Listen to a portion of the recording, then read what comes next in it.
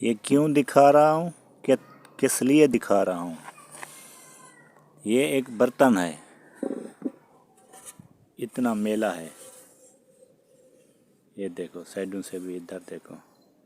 तो पहले ज़माने में इसको साफ़ कैसे किया करते थे पुराने लोग, आपको पता नहीं होगा, जदीद दौर है।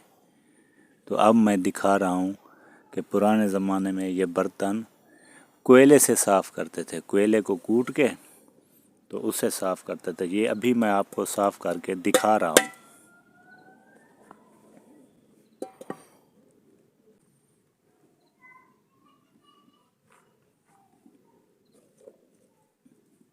और ये कोयला है, ये पानी में डुबोया, तो इधर थोड़ा पानी, ऐसे थोड़ा सा दिखा रहा हूँ आपको, ये देखो।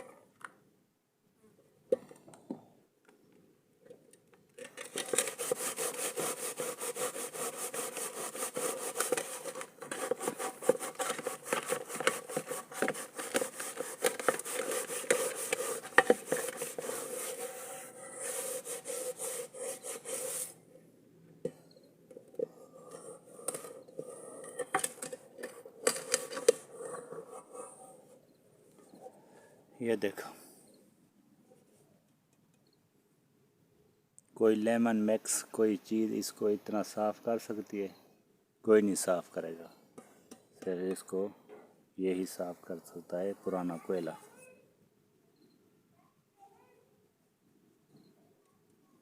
ये अभी 1 मिनट लगाया, 1 मिनट।